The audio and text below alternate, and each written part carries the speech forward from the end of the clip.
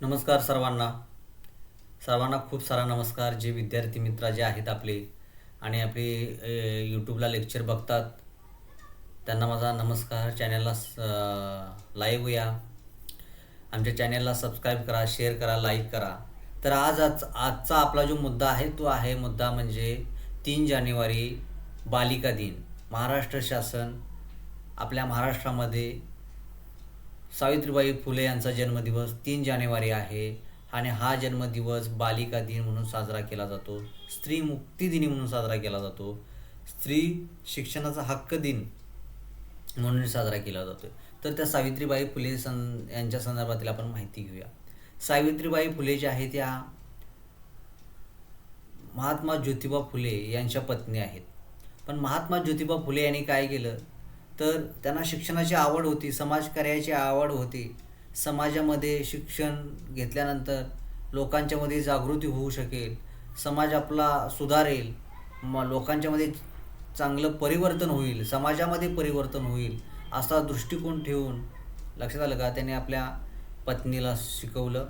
आणि समाजामध्ये काम सामाजिक करत असताना त्यांना समाजातील महिलांची स्थिती सर्वच बाबतीमध्ये कशी खालावलेली आहे याची प्रचिती झाली आणि त्याच्याच आधारे त्यांनी आपल्या स्वतःच्या पत्नीला म्हणजे सावित्रीबाई फुले यांना त्यांनी शिक्षण दिलं, स्वतः शिक्षण दिलं. आणि मुलींच्यासाठी त्यांनी पुण्यामध्ये भिडेवाड्या या ठिकाणी मुलींची पहिली शाळा सुरू केली. आणि त्या मुलींच्या पहिल्या शाळेमध्ये लक्षात आलं का सावित्रीबाई फुले यांना शिक्षिका म्हणून नेमलं. आणि सावित्रीबाई फुले ह्या भारतातील पहिल्या महिला शिक्षिका तर आहेच आणि पहिल्या महिला मुख्याध्यापिकाच आहेत. आणि त्यांचा जन्मदिवस हा बालिका दिन म्हणून संपूर्ण महाराष्ट्रामध्ये साजरा केला जातो. आपल्या संपूर्ण महाराष्ट्रानं त्याचबरोबर भारतानं जगानं त्यांच्याकडून खूप घेण्यासारखं आहे. महिलांच्या हक्कासाठी, महिलांना न्याय देण्यासाठी, महिलांना शैक्षणिक क्षेत्रामध्ये किंवा प्रवाहामध्ये आणण्यासाठी खूप मोठं काम जे आहे शिक्षण क्षेत्रामध्ये महात्मा ज्योतिबा फुले आणि सावित्रीबाई फुले यांनी केलेलं आहे. सावित्रीबाई फुले या अगदी शिक्षण क्षेत्रामध्ये प्रत्येक पातळीवरती चांगल्या पद्धतीनं काम करताना दिसल्या. आणि त्यांचं काम इतकं सुंदर होतं की त्यांनी भारतामध्ये सर्वाधिक चांगलं शिक्षण जे देण्याचा प्रयत्न जो आहे तो प्रयत्न केलेला या ठिकाणी पाहायला मिळतोय. आणि महिलांचे अधिकार असतील तर ते अधिकार जे आहे ते महिलांना अधिकार जे मिळवून देण्यासाठी जे आहे ती भूमिका ही सावित्रीबाई फुले यांनी घेतली. आणि त्यामुळंच सावित्रीबाई फुले यांना महिला शिक्षणाच्या प्रणेत्या असं देखील म्हटलं जातं. लक्षात आलं का. तर सावित्रीबाई फुले यांनी आणि महात्मा फुले या दोघांनी 1 जानेवारी 1848 रोजी पुणे येथील भिडेवाड्यात मुलींची पहिली शाळा सुरू केली. बघा 1 जानेवारी 1848ला पुण्याच्या भिडेवाड्यामध्ये मुलींसाठी पहिली शाळा सुरू केली. लक्षात आलं का. आणि ती जागा ज्योतिराव फुले यांना त्यांचे मित्र एक होते, लक्षात आलं का, ब्राह्मण होते, ते हिंदू ब्राह्मण, त्यांनी त्यांना ती शाळेसाठी भेट दिलेली जागा होती. त्या जागेमध्ये त्यांनी शाळा सुरू केलेली आहे मुलींसाठी. त्यानंतर बघा त्याचबरोबर महिला शिक्षण सावित्रीबाई फुले ज्यावेळी देत होत्या त्याचबरोबर इंग्रज लोकांनी सुद्धा महिलांसाठी शैक्षणिक सुविधा केल्या होत्या, शाळा सुरू केल्या होत्या मित्रांनो. लक्षात आलं का. इंग्रजी भाषेतून इंग्रजांनी सुद्धा शाळा सुरू केल्या होत्या. पण महाराष्ट्रामध्ये मराठी भाषेमध्ये लक्षात आलं का आणि इंग्रजी भाषेमध्ये असेल महाराष्ट्रातील किंवा आपल्या देशातील शिक्षणामध्ये पुढाकार घेणाऱ्या महिलांच्या शिक्षणासाठी ते नाव म्हणजे सावित्रीबाई फुले. सावित्रीबाई फुले यांना महिलांना शिक्षण देण्यासाठी खूप मोठा त्रास सहन करावा लागला मित्रांनो. सावित्रीबाई फुले या आपल्या शाळेमध्ये जात असताना आपल्या पिशवीतून जाताना एक साडी घेऊन जायच्या. आणि लक्षात आलं का 2 साड्या घेऊन जायच्या जाताना बॅग पिशवीतून, एक नाही 2. कारण त्या ज्यावेळी शिकवायला जात होत्या शाळेमध्ये मुलींना त्यावेळी लोक त्यांच्यावरती दगड मारायचे, शेण फेकून मारायचे, चिखल फेक करायचे. लक्षात आलं का. मग अंगावरची त्यांची वस्त्र घाण होणार तर तिथं त्यांना ती बदलायला लागायची आणि येताना घरी आल्यानंतर सुद्धा बदलायला लागायची मित्रांनो.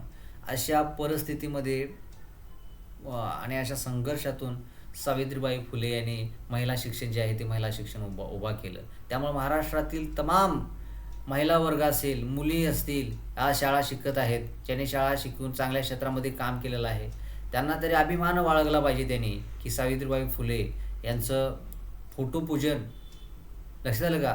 आणि त्यांनी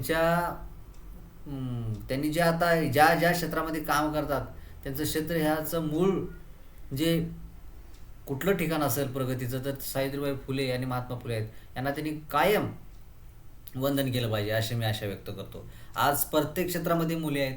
तंत्रज्ञान असेल, शैक्षणिक क्षेत्र असेल, टेक्नॉलॉजीमध्ये तर आहेत, मोठमोठ्या कंपन्या असतील, शैक्षणिक क्षेत्र असेल, साहित्यिक क्षेत्र असेल, जगाच्या पाठीवरती भारतातील महिला मोठ्या प्रमाणावरती काम करताना आपल्याला पाहायला मिळतात. आपल्या महिला राष्ट्रपती जे पहिलं पदक भूषवलं प्रतिभाताई पाटील यांनी, महिला पंतप्रधान इंदिरा गांधी, अशा खूप मोठ्या मोठ्या ज्या महिला होऊन गेल्या, त्याचबरोबर आपल्या या ठिकाणी बघितला तर किरण बेदी पहिला IAS अधिकारी त्या झाल्या, पहिला महिला अधिकारी. लक्षात आलं. कल्पना चावला अंतराळवीर, पहिल्या महिला भारतीय वंशाच्या अंतराळवीर. त्यांनी अमेरिकेमध्ये जे आहे ते अमेरिकेमध्ये नासा या ठिकाणी काम केलं, अंतराळ संशोधन संस्थामध्ये. त्याचबरोबर सुनीता विल्यम, या महिलांच्याकडून खूप मोठा आदर्श घेण्यासारखा आहे मित्रांनो. पण या महिलांनी सुद्धा आपली जी प्रगती झाली, ती प्रगती जी आपली केली, ती लोक जे आहेत आपली प्रगती करणारी, ते म्हणजे सावित्रीबाई फुले हे जे आहे ते मूळ स्थान आहे. आणि त्यांना वंदन कायम त्यांनी केलं पाहिजे. शिक्षण क्षेत्रामध्ये, समाजकार्यामध्ये एक अपरिवर्तन असं बदल जो आहे तो बदल करण्याचं काम महिला शिक्षणामध्ये सावित्रीबाई फुले यांनी केलेलं आहे. सावित्रीबाई फुले यांचं काम अद्वितीय अशा स्वरूपाचं होतं आणि त्यांच्या कार्याला आमचा कायम नमन राहील. 1955 पासून मित्रांनो, 1955 पासून महाराष्ट्र शासनाकडून हा बालिका दिन म्हणून साजरा केला जातोय. आज जो 3 जानेवारी आहे, हा बालिका दिन म्हणून साजरा केला जातो. हा 1955 पासून महाराष्ट्र शासन साजरा करतंय. त्याचबरोबर महिला शिक्षण दिन म्हणूनही या दिनाला महत्त्व आहे. 3 जानेवारी हा बालिका दिन म्हणून साजरा केला जातो, त्याचबरोबर महिला शिक्षण दिन म्हणूनही साजरा केला जातो आणि स्त्री मुक्ती दिन म्हणून साजरा केला जातो. परीक्षेमध्ये तुम्हाला प्रश्न येऊ शकतो, महिला मुक्ती दिन कधी साजरा केला जातो? 3 जानेवारी. बालिका दिन कधी साजरा केला जातो? 3 जानेवारी. महिला मुक्ती दिन कधी साजरा केला जातो? 3 जानेवारी. अशा पद्धतीनं आहे. त्यानंतर 2015मध्ये पुणे विद्यापीठाचं नामांतर करण्यात आलं आणि पुणे विद्यापीठाला सावित्रीबाई फुले असं नाव देण्यात आलं. एवढ्या महान व्यक्तीचं नाव जे आहे ते विद्यापीठाला दिलेलं आहे. पुणे हे शिक्षणाचं माहेरघर म्हणून ओळखलं जातं. त्या पुण्यासारख्या पुणे विद्यापीठामध्ये जे आहे, त्या पुणे विद्यापीठाचं नामांतरण सावित्रीबाई फुले पुणे विद्यापीठ असं जे आहे ते 2015मध्ये केलेलं आहे. त्यामुळं आज शिक्षण घेणाऱ्या सर्व मुली, महिला, त्याचबरोबर आज नोकरी करणाऱ्या मुली आणि नोकरी करून आपला चांगला संसार सांभाळणाऱ्या मुली, त्याचबरोबर जगाचं नेतृत्व करणाऱ्या सुद्धा मुली आहेत. या सर्व मुलींनी यांचा आदर्श डोळ्यासमोर ठेवावा, सावित्रीबाई फुले यांचा. आणि त्यांचा आदर्श डोळ्यासमोर आजच्या दिवसापुरता नाही, तर त्यांनी त्यांच्या जीवनामध्ये कायमस्वरूपी ठेवावा. कारण महिला शिक्षण किंवा महिलांना हक्क देण्याचं काम जे आहे ते या महान व्यक्तीने केलेलं आहे मित्रांनो, सावित्रीबाई फुले यांनी.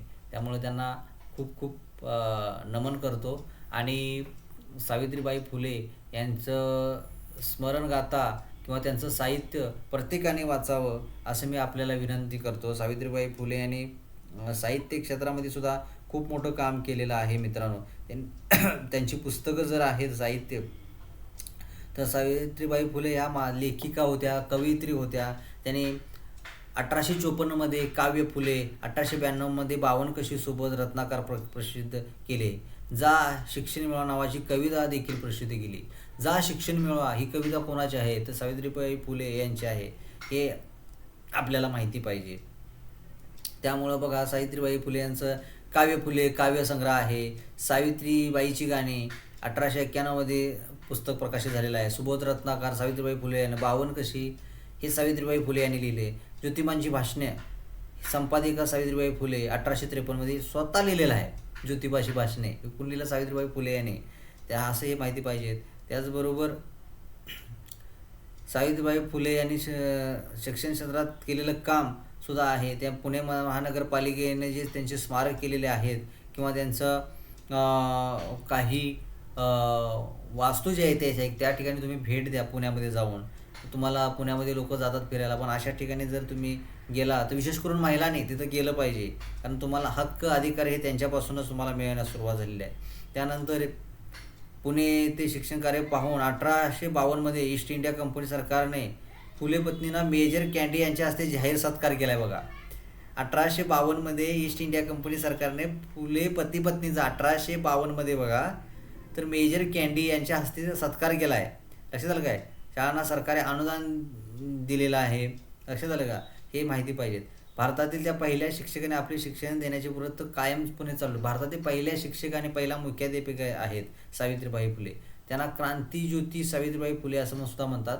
आणि सह्याद्री उपग्रह वाहिनीवर, किसान वाहिनीवर 28 डिसेंबर 2015 पासून सोमवार ते शुक्रवार या कालावधीत सावित्रीबाई फुले यांच्या जीवनावर हिंदी मालिका दाखवली गेली. त्या हिंदी मालिकेचं नाव होतं क्रांतीज्योती सावित्रीबाई फुले. हे आपल्याला माहिती पाहिजे. त्यामुळं त्यांना आपण नमन करूया. आणि असेच तुम्हाला जे व्हिडिओ आहेत ते व्हिडिओ आपण तुम्हाला आम्ही दाखवत जाऊ.